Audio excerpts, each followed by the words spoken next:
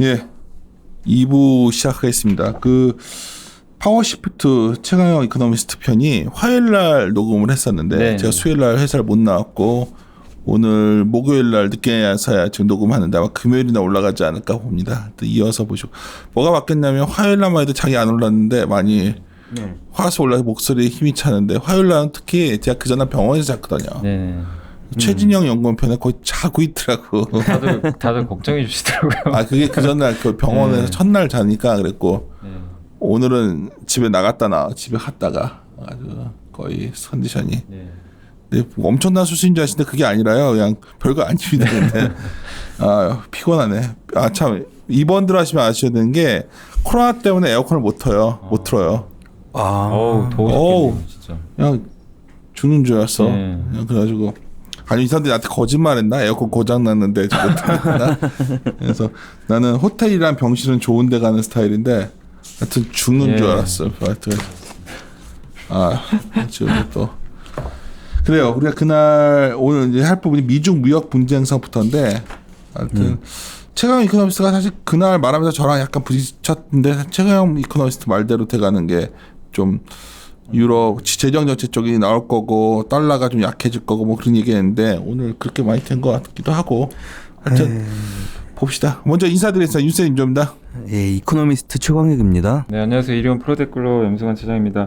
안 그래도 이게 댓글 중에 이번에 그 이제 윤세님께서 사실 뭐 좀 굉장히 고민하고 좀 말씀하셨잖아요. 근데 거기에 항상 고민하고 말하는데. 네, 근데 특히 이제 이번에 시장에 대해서 저번에 신중호 이제 팀장하고 같이 했던 거에 대해서 댓글이 정말 많이 달리긴 했는데 근데 많은 분들 근데 일부 분은 또 그대로 또 하셨나 봐요. 삼성전자하고 은행주로 공교롭게 자신 없어서. 근데 사서 수익이 났다고 또. 야, 난 2,200 거의 이렇게 바로 올 줄 몰랐어. 나는 한 2,000 네. 넘어갈 때 이럴 줄 네. 알았어요. 근데 2,100 넘어갈 때 이 현상이 나오더라고. 예. 이번엔 독특하게. 그러니까 그 100포인트가 예. 다른 걸로 이미 올라와 있었던 거야. 예. 근데 그걸 놓친 것 같아. 그래도 포트는 그렇게 가져가는 게 안전할 것 같아. 그래서 지금. 그거대로 또 하신 분도 계셔가지고 댓글 달아주는데 근데 그걸 맞고 떨리고 떠나서 어쨌든 그런 의견을 좀 고민을 너무 좀 솔직하게 얘기해 주셔가지고 고맙다는 좀 의견들이 좀 굉장히 많으셨고 그리고 또 한 분은 좀 그 남편이 추천을 해줬나 봐요.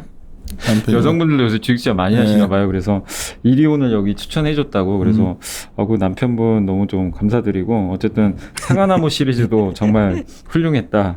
이런 좀 좋은 것도 댓글- 있고 그중에 안 좋은 것도 있고. 네. 아무튼. 또 그런 좀 내용들이 있어서 어쨌든 솔직하고 좀 이렇게 이리온만의 좀 강점 있는 방송 계속 이런 지금처럼 진행해달라는 그런 의견들이 주로 굉장히 좀 우리 많았습니다. 프로 댓글러는 굉장히 좋은 걸로만 나한테 보여주고 내가 어느 날 그런 줄 믿고서 있다가 어느 타 방송 유튜브 갔더니 막 욕하는 거 달려있고 그래서 그래도 뭐 그래서 이리온에서만 저도 웬만하면 하려고 그냥 피곤해. 예. 사실 신중호 연구원하고 오늘 오전에도 얘기했던 게 참 아쉬웠던 자료가 그 3월 말인가요? 4월 초인가 나왔던 버블을 고민하다. 그러니까 예, 맞아요. 그게 우리 참- 얘기했구나 4월 맞습니다. 초에. 예, 그 그때 자료가 아무도 안 들어줬어. 뭐 지금 말하는 내용들도 대부분 거기 있는 내용들의 확장판이라고 그러니까. 보시면 돼요. 근데 뭐 일단은 지난번에 1부 말씀드렸으니까 2부 그 사실 뭐 하면 짚자면 3월 24일부터 사과나무를 냈고 네. 우리는 4월 말 4월 초에 예. 오히려 버블을 역으로 고민합시다 냈는데 그때 정말 자료를 냈는데 진짜 근데 그때 생각 하나도 안 잡혔어. 그래서 정말 당황해가지고 이렇게까지 자료가 안 팔리나? 막 그래. 그 녹음도 썰렁했고 주가가 급락할 때여서 오히려 욕 먹었죠. 그냥. 예. 욕 먹었지 그때. 아이 뭐 지나는. 그런데 그럼 그 전에 우리가 2,000이 바닥이라고 할 때는 뭐 그러고 나서 1,000은 500 깨졌었는데 뭐 이렇게 생각해야 돼 관여가. 예, 그죠. 그러니까 그런 게 중요한 게 아니라 우리가 할 수 있는 거는 어떻게 하면 시장에 대해서 상대적으로 우리가 차분하게 가냐. 내가 이거 확실히 하나 몇 개월 사이에 깨달은 거. 아 일반 투자들의 가장 큰 단점은 차분하지가 않구나를 알았어. 그냥 막 남이 이거 오르면 막 요걸 해야 되고 막 하루하루 매일매일 그거는 정신병 걸릴 것 같아 내 생각에는. 그냥 안 그거는. 그래도 그 윤선생님께서 그래? 저번에 그 신종호 팀장하고 이제 같이 방송할 때 그 얘기 하셨잖아요. 했었어 내가? 여기저기 그 옮겨 다니면 계좌가 녹아버린다고. 녹아버리는 거야. 근데 그런 걸 또 경험하신 아니, 좀- 분이 얘기해 아니 그렇잖아요. 주시더라고요. 뭐 물건 사면 네. 내게 좀 좋다 생각. 시계도 내게 좋은 걸 수 있잖아. 남의 네. 시계도 좋지만 좀 이런 마음을 가져야 되는데 주식만 왜 이렇게 막 요거 가졌다가 네. 저거 가졌다가 저거 가지면 막 그럼 내가 봤을 때는 네. 막 이런 거예요. 내가 실례로 며칠 전에 차바이오텍이 한번 많이 올랐었나 봐. 맞아요. 그랬더니 네. 막 차바이오텍 이랬다가 그 다음날 좀 빠졌더니 또 막 그래서 그러니까 매일매일 그걸 다 맞출 수 있다고 생각하는 거야. 오늘은 또 뭐냐면 곧버스를 오늘 사면 먹는 거 아니냐는 거야. 다시 한번 말씀드리지만 페이스북 메신저로 제발 저한테 좀 물어보지 마세요. 제가 가끔 저한테 뭐 캉나마신데 얼마 드리면 되나 했는데 아니 무슨 내가 무슨 뭐 네. 그런 방이 있나 보더라고. 아. 뭐 회원비가 얼마냐 그런 거 안 해도 될 만큼 월급은 받고 삽니다. 그러니까 이건 건방져서 드린 네. 말씀이 아니라 그냥 재밌어 굉장히 하는데 중요한 건 그런 걸 알려줄 수가 없다는 뜻이에요. 네. 매일매일 그거를 저희가 그러니까 전자가 더 기다리다가 이번에 올라온 거죠. 네. 뭐. 그럼 근데 뭐 그렇게 어떻게- 보시면 돼요. 저도 이제 제가 투자를 했을 때는 약간 그런 마인드가 돼요. 그러니까 제가 갖고 있는 게 좋은 건 아는데 이게 1% 오르는데 옆에 있는 주식이 10%가 오르면 야 이거 내가 손해 보는 것 같은 느낌이 막 들기 맞아요.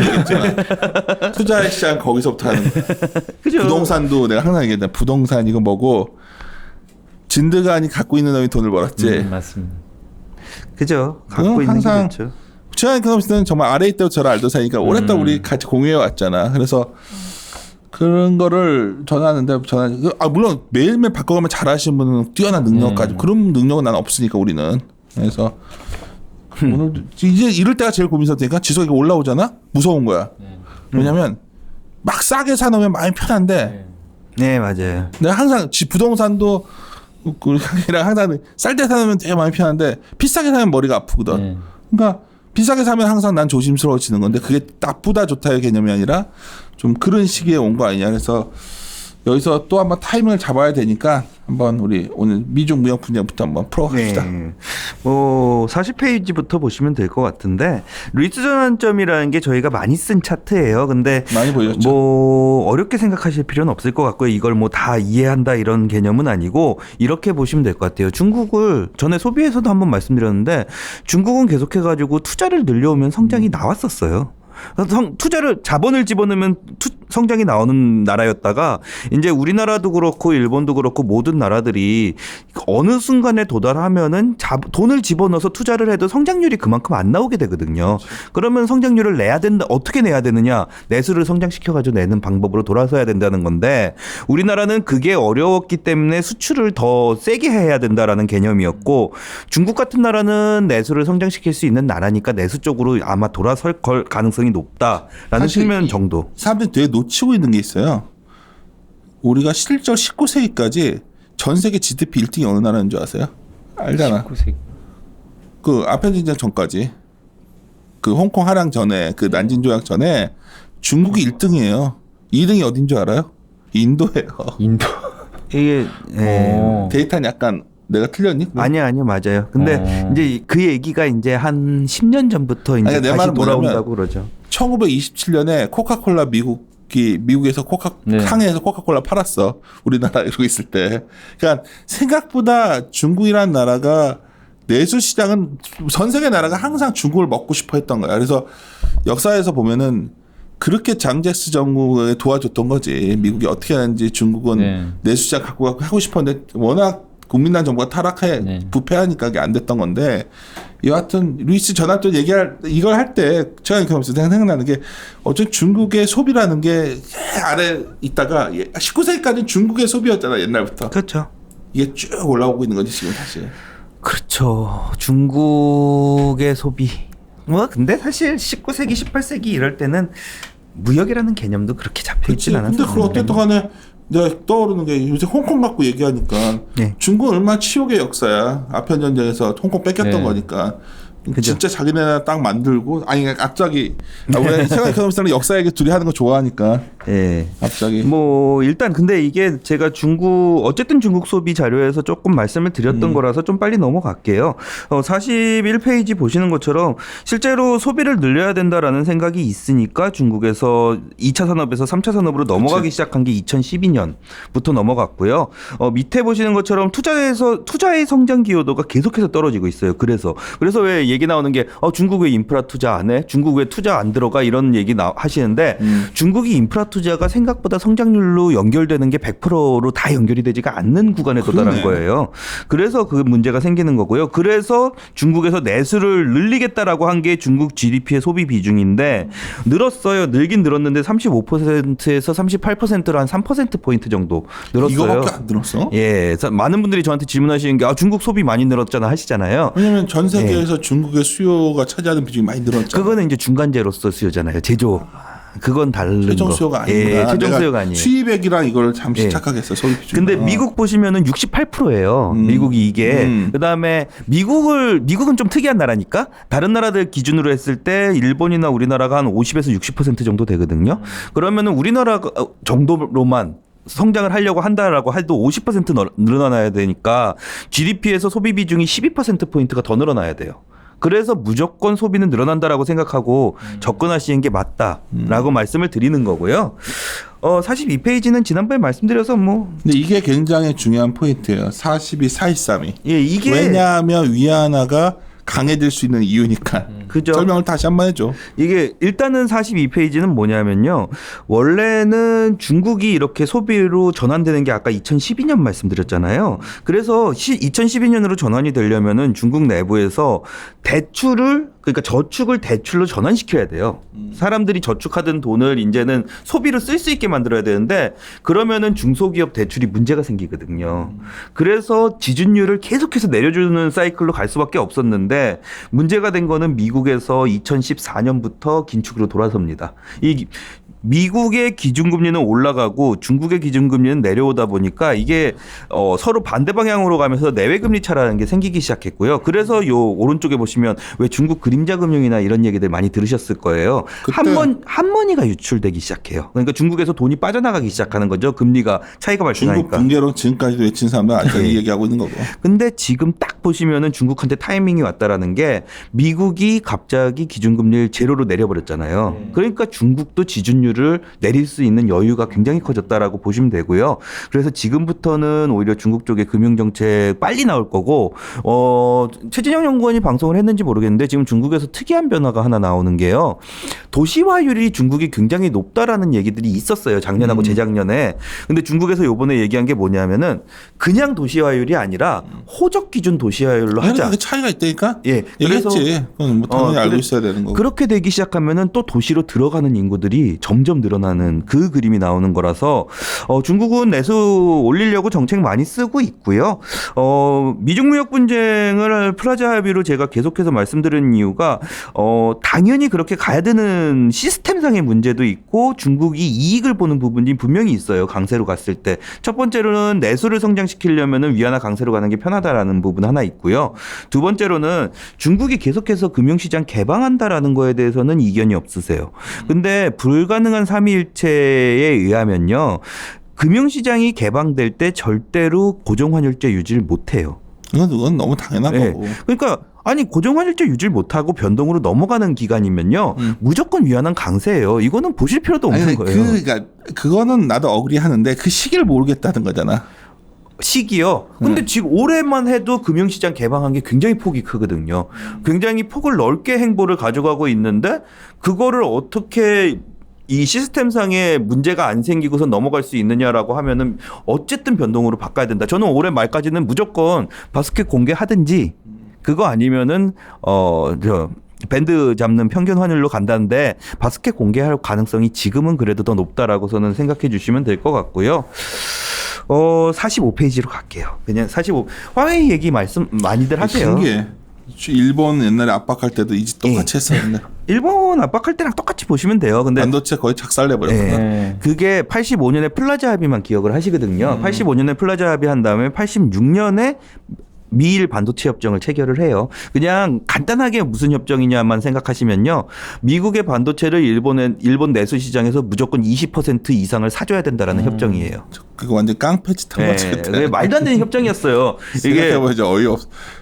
식민지였던 거야. 식민지죠. 그래서 86년에 했는데 이게 안 먹히고서는 계속 NEC가 하고 도시바가 1등이잖아요. 그랬더니 91년에 다시 해요. 협상을. 그 다음에 91년에도 안 되니까는 96년까지 해서 인텔이 1등 올라간 다음에 멈췄어요. 협상하는 게. 관세도 엄청 때렸어요. 예, 저는 그래서 말씀드리는 게, 중국이요. 이게 뭐냐면은 삼성전자가 이것 때문에 1등으로 올라갔거든요.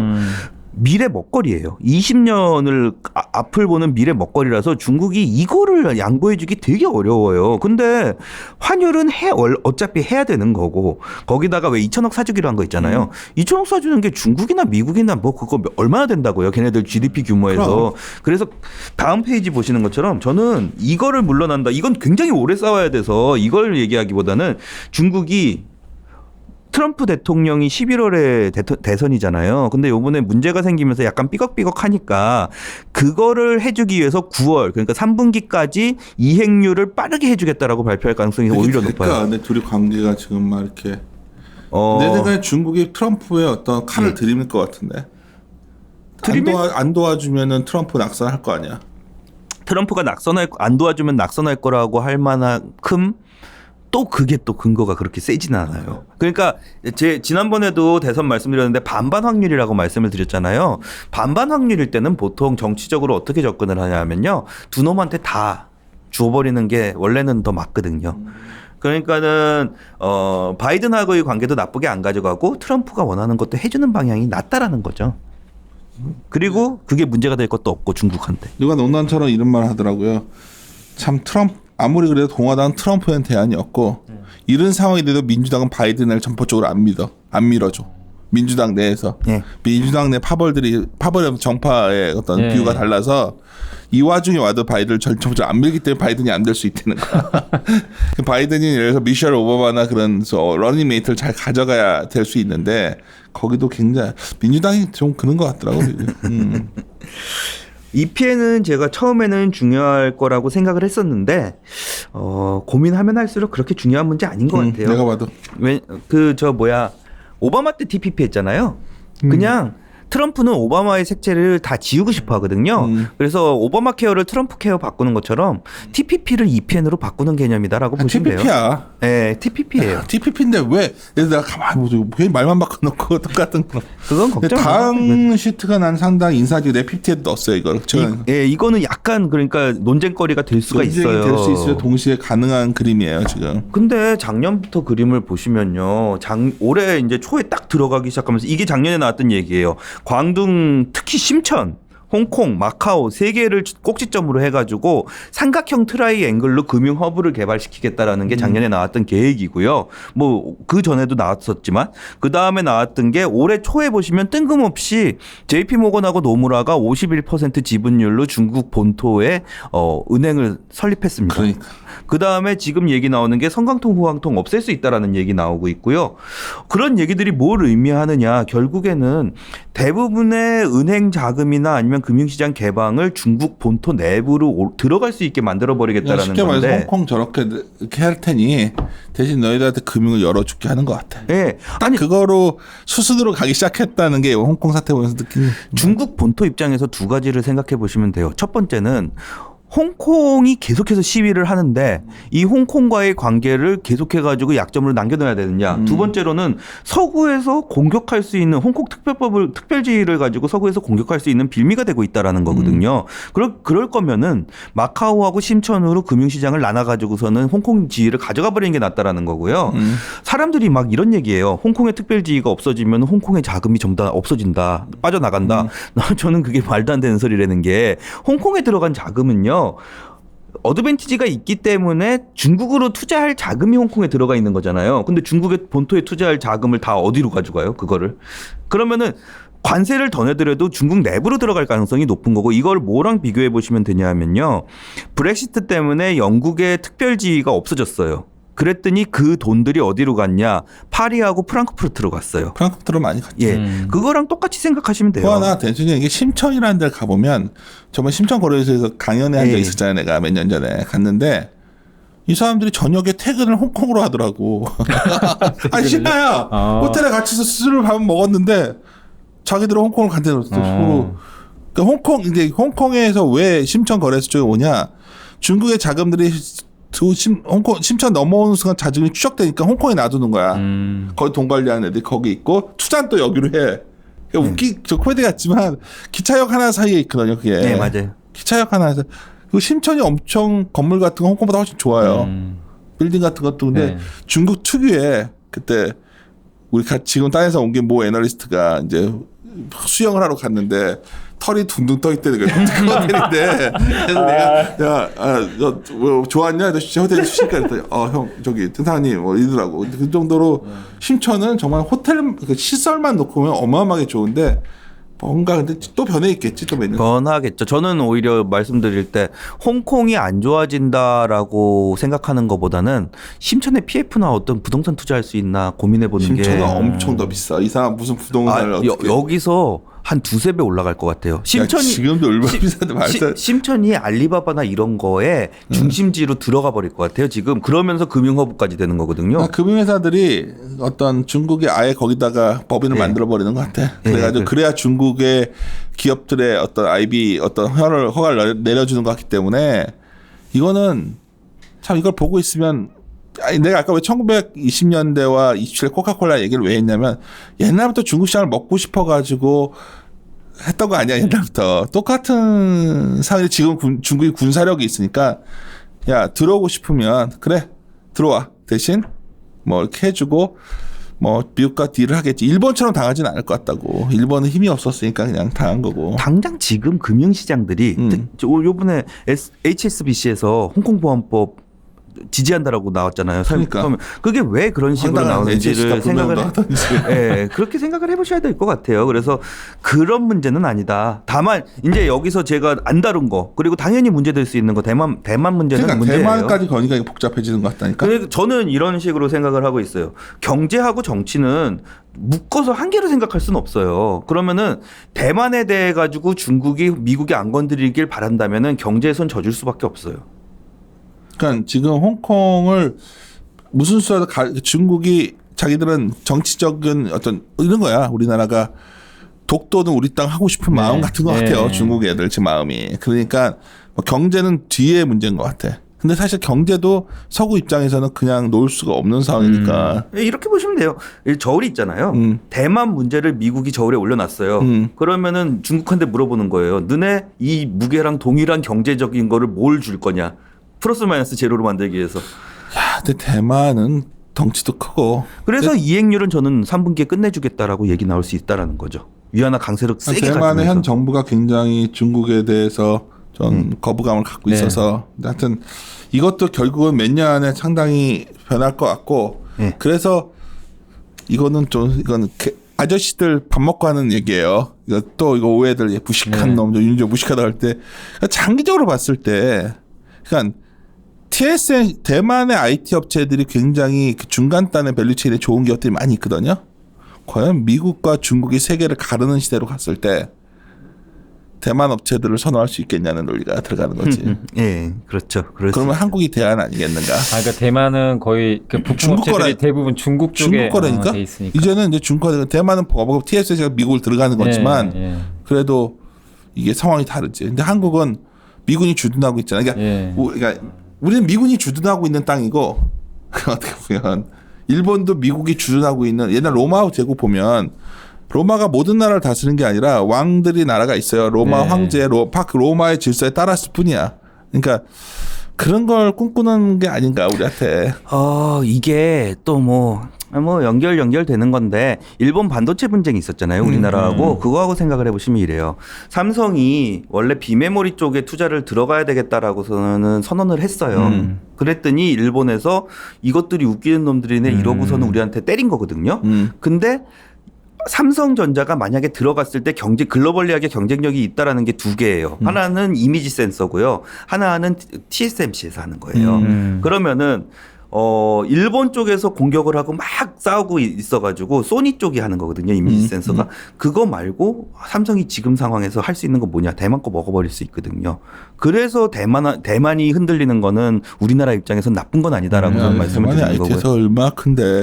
너 대만 삼성전자도 크죠. 가만히가 크지만 나머지 넘어가자. 예, 뭐 어쨌든 뭐 그렇게 되고요. 또 농담거리처럼 예. 되니까 또. 이 파워시프트가 이제 자료 제목이기도 한데 요번에 지난번에 빅데비 크라이시스 이후에 레이달리오 선생님이 또 자료 하나 쓰고 있더라고요. 그렇죠. 예, 이 더 체인징 월드 오더가 지금 쓰고 있는 자료인데 요거 보시면은 재밌어요. 50페이지에 보시는 것처럼 요 밑에서 위로 올라갔다가 최근에 밑으로 내려가고 있는 게 미국이고요. 위쪽으로 치솟아 오르고 있는 게 중국이에요. 그러니까. 이게 그 나라의 그러니까 패권국이 어디를 위치하느냐라는 건데 저는 재밌는 그림으로 이 생각하는 추정은 레이달려고 한 거니까 내가 어떻게 만든지 몰라. 예. 51페이지에 보시면 8가지를 가지고 추정을 해요. 근데 교육, 경쟁력, 뭐 기술, 경제 생산력, 뭐 금융센터 강도, 지급 준비금 이런 걸로 추정을 하거든요. 근데 재밌는 그림이 요 회색 음영 2개가 있잖아요. 왼쪽에 있는 음영이 뭐냐면 독일에서 영국으로 패권이 넘어간 거예요. 그 다음에 오른쪽에 있는 음영이 영국에서 미국으로 넘어간 거예요. 이 영국에서 미국으로 넘어갔을 때를 지금 예상하고 있는 게 가장 최근이 1940년으로 예상을 하고 있는 거거든요. 그러면은 이 두 시기의 공통점이 뭐였냐라고 했을 때 생각보다 금융시장의 부채 크레딧 크런치가 오면서 굉장히 강한 충격들이 왔을 때가 이런 시기였다라고 얘기를 하고 있어요. 이때 1935년에서 40년이 당연히 그 대공황 온 다음에 세계 2차 대전 오고 이런 건데 현재 시점이 딱 요거랑 비슷하게 70년이 지났어요 또. 그래서 저는 지금 코로나가 아니라 2008년에 글로벌 서브프라임 왔었잖아요. 그때가 요 음영의 시작점이 아니냐라고 말씀을 드리는 거예요. 크레딧 크런치가 굉장히 세게 온 다음에 중국의 역할이 그 이후부터 급격하게 올라오기 시작했거든요. 당시에 중국이 엄청나게 희생을 해줬죠. 글로벌. 예. 쭉 올라오는데 지금 또 코로나 사태가 터진 거는 이 흔들림을 더 증폭시키는 움직임이다라고 말씀을 드리는 거고요. 사실 미국이 지는 해라고 치고 중국이 떠오르는 해라고 쳤을 때 지금이 미국이 더 센 건 확실해요. 그 1, 2년을 말씀드리는 게 아니라 어떤 자산을 투자하거나 주식을 투자하거나 아니면 국가를 바라봤을 때 떠오르는 해는 적어도 밑으로 내려갈 일은 잘 없다라는 거죠. 그래서 중국 쪽이 투자 가치로서는 더 유망하다라는 말씀을 드리기 위해 가지고 이 말씀을 드리는 거고요. 요번에 코로나 때문에 저는 중국 쪽으로 그래서 경제의 무게중심이 조금 더 옮겨져 간 게 아니냐라는 말씀을 드리고 있습니다. 경제지표 말씀을 좀 드릴게요. 경제지표 말씀을 드리는데 55페이지예요. 이거는 진짜 오늘 이제 ADP 취업자 수도 그런데 잘 나왔대? 예, 많이 잘 나왔어요. 야, 왜 이렇게 잘 나온 거야? 나 그거 아침에 안 그래도 당신 좀 찾았거든. 왜 그런 거야? 아침에 나도 이제 바빠가지고 나도 김영삼 연구원이 딱 반도체 얘기할 때 오늘 자료 나온 거 나는 아침에 못 들어갔잖아. 예, 그러니까. 같은 얘기인 것 같아요. 너무 안 좋게 본 거예요. 일단은 그거밖에 없지. 자기들 숫자 추정이 안 되잖아요. 일단 내려버린 거예요. 딱 내려버렸는데 이거 그렇게 나쁘진 않은 거예요. 참 허무하다. 예상이 너무 극도로 안 시장이라는 되네. 게 기대값의 조율이라고 내가 항상 말하는데 그거였죠. 그래서 지금 재밌는 그림 나오는 게 개인 가처분 소득 같은 게 증가율이 14% 이렇게 찍어버려요. 그러니까. 그다음에 저축률 보세요. 이건 밖에 나가서 못 사는데 돈은 들어오니까 저축률이 급등을 해버리는 거예요. 증가율이. 이게 무슨 소리냐면요. 지금 우스갯소리로 미국에서 나오는 얘기가 뭐냐면은 지난번에 한번 말씀드렸었는데 5월, 6월, 7월은요. 자기가 월급 버는 것보다 신규 실업수당이 더 많이 나와요. 저번에 말씀했던 거잖아요. 그게 70% 정도 된대요. 전체 수당 받는 사람의. 그래서 황당하지. 받던 급여보다 놀고 있는데 돈을 더 많이 줬어. 그래서 7월까지는 취업 안 할 가능성이 높대요. 그 사람들이 돈을 더 받아서. 왜 취업하냐라는 얘기가 나오기 그러겠네요. 시작했고요. 네. 그래서 이게 같이 연결이 되는 게 흑인 쪽 있잖아요. 시위하는 쪽은 의외로 신규 실업 수당 청구한 게 빠꾸 먹는 경우가 많아요. 그쪽 이제 직장들은. 그래가지고 2달을 멈췄잖아요. 이 사람들은 지금 되게 힘들 거래요. 지금 저 뉴욕에 있는 친구들이 사진 보내주는데 ATM기 같은 거 다 부셔놨더라고요. 그러니까 미국에 있는 미국에 친척 없는 사람 어디 있어? 나도 누나들 있고 하니까 미국에 있는 사람들은 정말 큰일 난 것처럼 난리니까 지금. 예. 아니 지금 사진 보내주는데 난리더라고요. 근데 이런 실업수당을 받는 사람들은 아마도 취직을 조금 늦출 가능성이 있어서요. 그렇게 되면 어떻게 되냐면 뭐 무서운 것도 있겠죠. 코로나 때문에 아직 모르니까. 그러면은 실업률은 높게 올라가 있는 상황인데 소매 판매도 반등이 나오는 두 개가 동시에 움직이는 상황이 나올 수 있어요.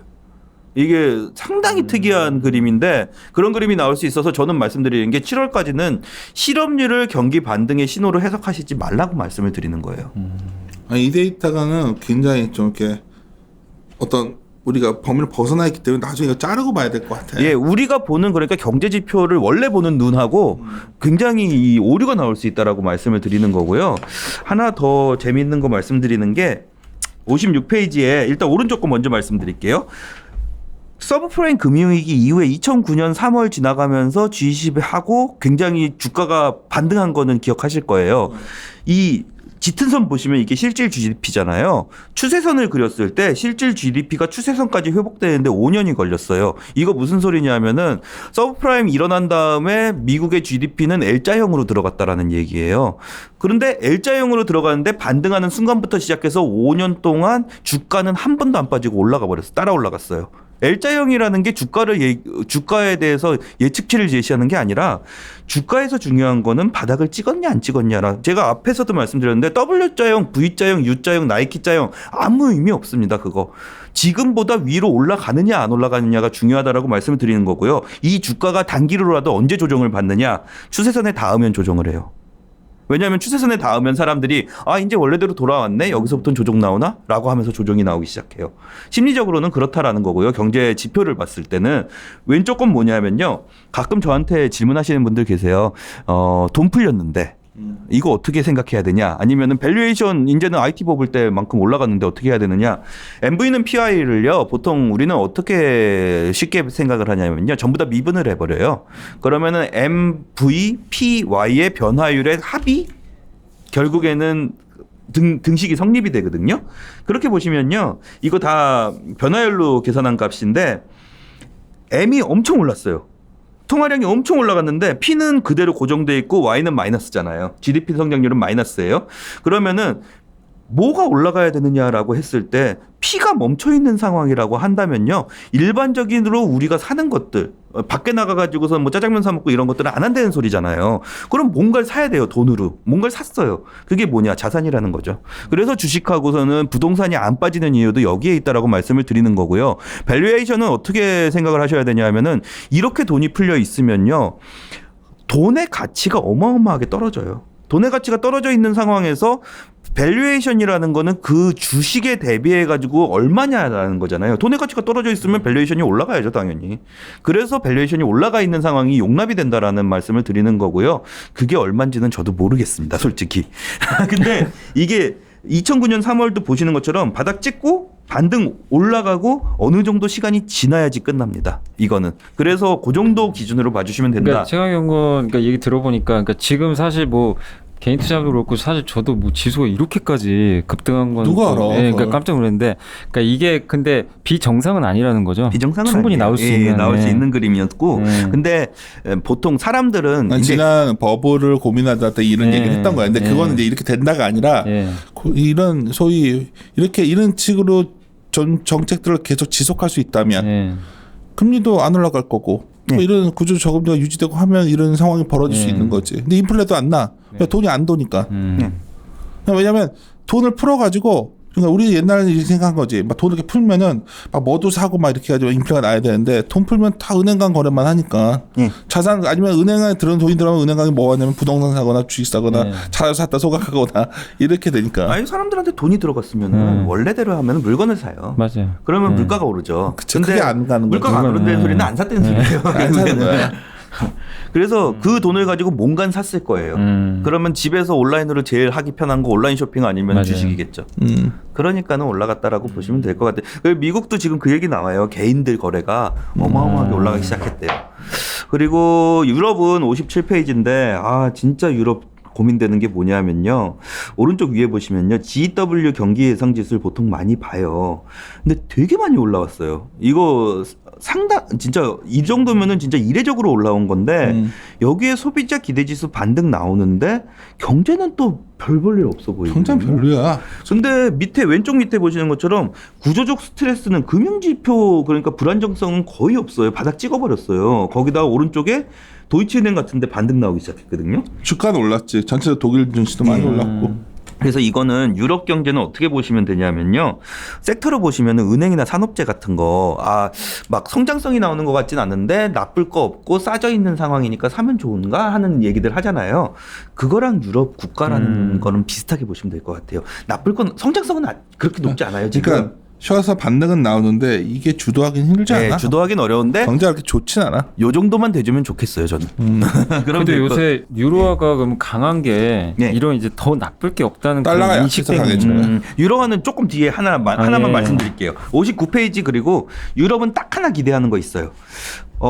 이 카렌바우어 전에도 한번 말씀드렸을 것 같은데 요번에 좀 이례적으로 나온 게 3월에 카렌바우어가 당수직을 내려놓겠다라고 얘기를 했어요. 그러면서 차기 총리 도전 안 하겠다라고 얘기를 했거든요. 카렌바우어가 메르켈의 완전 후계자예요. 그러니까 그래서 이렇게 하나도 안 변하는 거였거든. 예, 그래서 내년에 9월이 메르켈 임기 은퇴 시기거든요.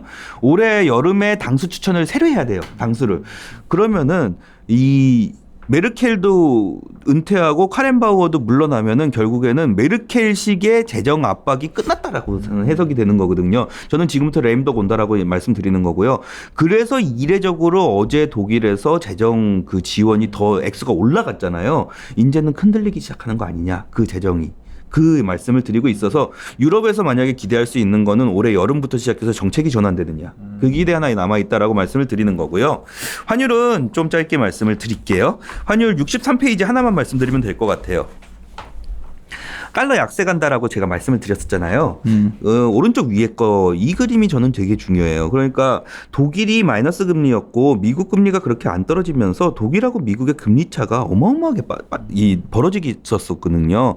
근데 미국이 기준금리를 급격하게 내려버리면서 독일하고 미국의 금리 차가 축소되기 시작했습니다. 그게 빠르게 축소가 되니까 결론적으로는 내외 금리 차로 봤을 때 미국보다는 독일 쪽에 지금은 매력도가 굉장히 높아져 있는 상황이다라고 말씀을 드리는 거고요.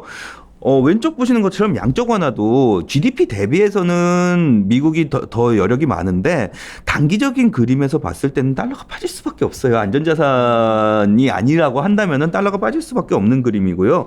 그걸 반영해서 달러의 투기적 포지션이 계속해서 내려가고 있는 상황이잖아요. 유로화의 투기적 포지션은 올라가기 시작했어요. 이게 유럽이 경제가 좋아가지고 매력적이다라는 그림보다는요. 달러가 너무 많이 풀렸고 달러의 금리가 너무 빠져가지고선 달러가 덜 매력적이 됐다라고선 접근을 하시는 게 맞을 것 같아요. 그래서 유로화가 강세로 오히려 달러가 약세로 가서 유로화가 강세로 가는 그 그림이 아까 이제 현 사장님이 얘기했던 거랑 비슷한 그림인데 그렇게 보시면 될 것 같아요. 예, 그래서 지금은 기본적인 그림에서는 달러가 더 위쪽으로 치솟아 오르기는 어렵다라고 보시는 게 맞을 것 같아요. 달러가 엄청 약해지면서 마치 또 금방 또 원화가 당장 무슨 1,100원 초반 갈 것처럼 또 그런 호들갑 떠서도 나올 것 같은데 그럴 것 같지는 않고 예. 지금은 그러니까 굉장히 어려운 장이에요. 내가 계속 말하는데 이런 장이 일희일비하다가는 정말 그러니까 정말 오랫동안 운영하고 이런 사람들도 이렇게 힘들어하는 타임이 왔는데 너무 이럴 때 흥분하시는 분들 오히려 개인들은 막 쫓아다니는 경향이 있는데 이럴 때는 정말 잘 고르고 더 신중하게 하셔야 된다. 그래서 저는 이 코너를 듣다 보면 오늘 이틀간 2번 시간에 가장 왔던 거는 하나 분명한 거는 중국이 이번에 만만치 않게 대응을 잘 했구나. 어쩌면 트럼프가 항상 난 거래를 잘한다 봤는데 이 중국 놈들이나 붙이는 게 하여튼 얼마나 대국이었어요. 우리가 중국은 정말 중국 관련된 저가 수준이 책이나 읽고 다큐 정도 보는 건데 중국이 가장 치욕스러운 순간이 바로 아편 전쟁의 난징종 이야기였고 그게 바로 홍콩이라는 그리고 청일전쟁 지구도 대만 뺏겼던 거거든. 이건 반드시 찾아와야 되는 거더라고 얘들한테는. 시진핑이 그걸 해주는 거야 지금 보니까. 그리고 처음에 얘기했지만 약간 중국식의 전체주의 어떻게 보면 개인의 자유가 통제되는 사회가 코로나를 그래도 빨리 선제적 제약을 했단 말이야. 이러고 나니까 서구에 대한 컴플렉스에서 중국은 벗어나려고 하는 거지. 아니 자기네가 정말 중국 오랑캐들한테 그냥 만방으로 당했던 거 아니야. 예. 그러다 보니까 이 기싸움이 쉽게 안 끝날 것 같고 난 누가 이긴다가 아니라 이 파워의 전쟁 과정에서 우리가 해야 될 게 뭘까? 정치인들이 할 일이 있고 뭐 경제인들이 할 일이 있는데 나 같은 주식쟁이는 뭘 살까 뭘 팔까 하고 있기 때문에 답은 이거 아닐까? 이 두 구도 속에도 반드시 필요한 기업들. 그렇죠. 근데 한국의 역할이 되게 이번에는 대응을 잘해야 될 것 같아요. 이제 중국하고 미국의 샌드위치라고 표현을 하는데 난 그렇게 안 봐. 이 인도네시아가 중국하고 미국하고 이제 지난 한 3, 4년 전에 싸울 때 되게 처신을 잘해가지고 양쪽 편 들어주는 척하면서 그 자카르타 이런데 그 고속철 공짜로 깔아주고 막 그랬잖아요. 중국하고 미국에서 양쪽에서 우리나라도 약간 너무 한쪽으로 치우치면 안 될 것 같아요. 이게. 근데 우리의 딜레마는 북조선이야. 이게 거기까지 있으니까 이게 참 카드가 쓰기가 현 정부가 쓰기가 힘들어요. 북조선까지 있으니까 이게. 근데 요즘에 저는 우리나라 정부 정책 보면은 그때 그 생각 나더라고요. 왜 전에 이제 센터장님 자료 나왔을 때 그 이명박 4기 5기 들어가면은 맞아. 이 정책이 꼭 그 초기 정책보다는 여러 가지 이제 경제 성장을 위한 정책들이 합쳐져서 나오기 시작한다. 근데 요즘에 보면은 느낌이 성장에 신경을 많이 쓰기 시작하는데 이 느낌이 드는 거예요. 근데 내가 보기에는 뭐 정치권의 지향 어디를 지지하고 그걸 다 떠나서 코로나 사태 이후에 잘 해오고 있는 건 사실인 것 같아요. 저는 지금 경제 정책은 상당히 괜찮아요. 저는 나쁘지 않고. 난 소주성은 여전히 반대하지만 여러 가지 나머지 정책들은 상당히 저는 제일 좋아하는 거는 이제 공격하시는 분들은 있겠지만 뭐 부채 늘려가지고 저는 그런 거 굉장히 좋은 정책이라고 보거든요. 사실 이런 상황에서는. 그래서 근데 계속 고민은 되는 거지. 이제 우리 재정이 물론 근데 우리나라 국가 부채가 높지는 않은 GDP 대 부채 비중 보면 아직까지는 그런데. 한국 정도 뭐 OECD 국가라고 그러면서 이 정도는 해줄 수 있죠. 잘하고 있는 것 같아. 그리고 기업 때 하나 좀 그냥 더 잘했으면 하는 부분들도 좀 있는 거고. 근데 분명한 건 미국과 중국이 저런 갈등 구도에 있을 때 우리가 이걸 잘 활용했으면 하는 것 같고. 그다음 우리가 기업들이 내가 봤을 때 기업들 중에 이제 좀 굉장히 자생력이 생긴 기업들이 꽤 많은 것 같아. 각 업종 어느 업종이 좋다가 아니라 그 업종 내에서 어떤 기업들은 글로벌하게도 잘 하고 있고 그런 기업들을 빨리 잘 고르세요. 제가 항상 똑같으면 이거 주식 투자가 뭐 정치적인 거 이런 것들 뭐 미국의 정책이 어쩌고저쩌고 맨날 그거 내가 오늘 내가 좋아하는 그 로스라는 책 갖고 아침에 페이스북에 올렸었는데 막 수학 문제 잘 푼다고 뭐 그게 해결되는 게 아니거든. 내가 이 문제를 풀어서 과정을 알았어. 한다고 뭐 그 큰 어떤 어드밴티가 있는 게 돈 버는데 도움이 안 되듯이 예를 들어서 이거 표현이 좀 그렇지만 근데 지금 우리가 정작 여전히 주목해야 되는 부분은 그런 걸 찾는 과정인 것 같고 내가 오늘도 그리고 어제도 뭐 다른 곳에 좀 있었지만 그 책가져간 거 지져보면 좋은 기업이 꽤 점점 늘어나는 것 같아 한국이. 느낌이 유지흥 연구원이나 뭐 김영선 연구원이나 얘기 듣다 보면 느낌이요. 이제 뭐 당연히 대기업이야 대기업이었고 기업들이 많이 세련돼진 것 같아요. 그러니까 세련돼진. 네, 그러니까 현대차만 바라보고서 막 이러거나 뭐 이런 게 아니라요. 글로벌리하게 막 같이 뛰고 이런 기업들이 생겨나더라고요. 한국에서도 많이 있더라고요. 그래서 세련돼진 것 같아요. 옛날에 우리가 전에 한번 다뤘었는데. 무신사라는 회사 있잖아. 그게 어디 있었냐?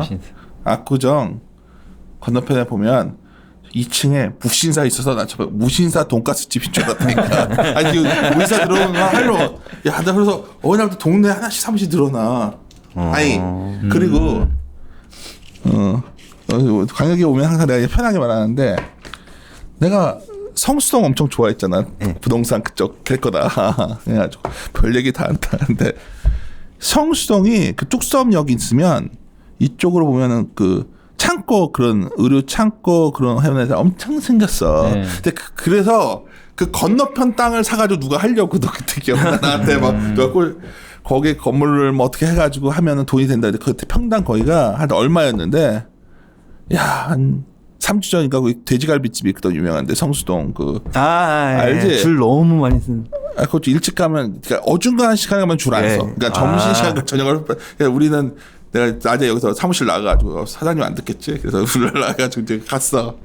가지고 딱 1시 반에 딱 만나면 괜찮아. 그때쯤 만나면 그래서 돼지갈비 소주를 먹다가 이제 거기에 어떤 곳에 그 부동산 이제 뭐 PF를 뭐 해보자 뭐 하는 사람이 있어가지고 갔는데 야 기절하는 줄 알았어. 땅값 올라가지고.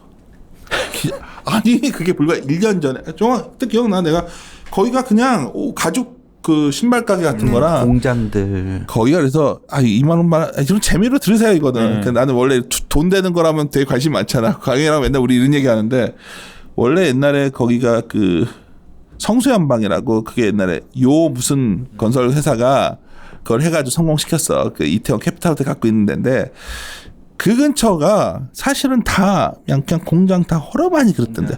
근데 그거 들어오면서 그때 거기를 또 PFD랑 많이 해집어 놨었거든. 야 최근에 갔더니 또 난리 나 있더라. 그러니까 나는 뭐냐면 그러니까 사람들이 옛날처럼 세련돼졌다는 게 뭐냐면 옛날처럼 그냥 무슨 야 뭐 갭 투자 부동산도 뭐 갭 투자 해가지고 이건 지금 어느 시절 얘기하는 거예요. 진짜 그런 사람 다 이런 것들 나름대로 그 굉장히 어떻게 보면 자금 조달부터 해가지고 좀 말하기가 되게 어렵네. 이권에 관련되니까. 하여튼 그런 식의 것이 하다 보면 느끼는 게 좋은 건 점점 더 올라가는 거야. 그러니까 성수동이나 어떤 그런 데도 어떤 부위들은 좋은 건 점점 더 비싸지고 나는 느껴지는 거고 안 좋은 것들은 우리나라 산업이 이렇게 되듯이 부동산도 난 그렇게 될 거라 보거든. 죄송해요. 부동산 이거 정말로 이거는 혹시 저 자식들 부동산을 모르는 떠든다고 욕하셔도 할 말은 없는데 나름대로 우리 하우스에서 부동산 하면 최가격입니다. 정말 오랫동안 젊은 나이부터 부동산을 좋아했고 이코노미스트는 밖으로 얼린 직업이고 부동산을 찾아 많이 헤맸던 친구고 나도 좋아했고 원래 이콘들은 책 쓰면 채권 아니면 부동산이에요. 부동산 우리 다 이거 좋아해 사실은 주식도 좋아하지만 근데 이제 재밌지 않아? 갑자기 얘기하다 보니 가격이 보니까 근데 난리 났더라. 그러니까 내가 이 돈이 많이 풀린 걸 알았고 그러니까 그런 펀딩 자금들이 들어가서 창고 같은 걸 막 만들어 놓은 데가 거기야. 근데 거기만 그런 게 아니야.